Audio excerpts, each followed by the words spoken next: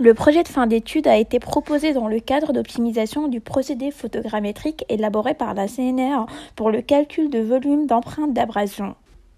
Le but de cette manipulation est de calculer l'indice d'abrasion. Les étapes d'un essai d'abrasion sont l'immersion d'une éprouvette cubique de 10 cm3 soumise à un jet d'eau chargé de sable attaquant la surface à 45 degrés.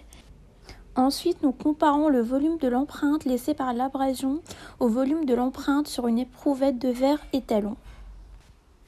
Les objectifs de ce PFE sont la substitution du protocole actuel par un logiciel commercial intuitif, une automatisation du processus et l'atteinte de la précision fixée à une tolérance de 2% du protocole actuellement déployé.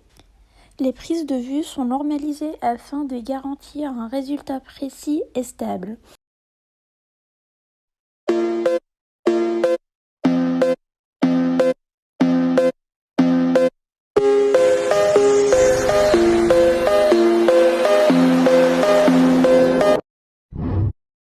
Franchissant de la texture défavorable réfléchissante du verre en saupoudrant la plaque en entier avec une poudre d'argile.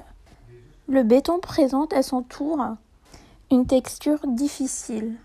En effet, nous serons amenés à modéliser les variations de surface de l'ordre du millimètre.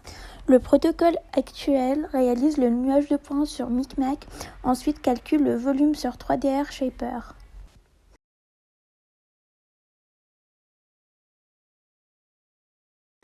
Dans la solution proposée sur Metashape, une autocalibration est nécessaire. Ensuite vient l'étape de géoréférencement. Nous imprimons et fixons des cibles Metashape d'un rayon de 5 mm à côté des croix Micmac. Nous pointons les croix Micmac présentes sur l'équerre. Nous alignons et géoréférençons le projet par rapport à ces dernières. Ensuite, nous pointons les cibles Metashape et relevons les coordonnées.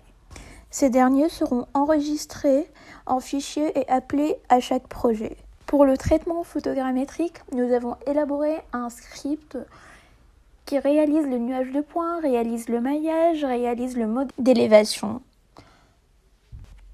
L'opérateur sera ensuite amené à dessiner un polygone autour de la cavité pour calculer le volume de l'empreinte d'abrasion.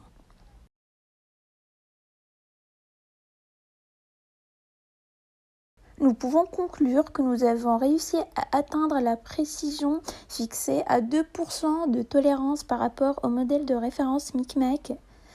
Nous avons également réussi à automatiser l'ensemble des fonctions appelées pour aboutir au modèle d'élévation. Et finalement, nous avons réussi à avoir un gain de temps considérable.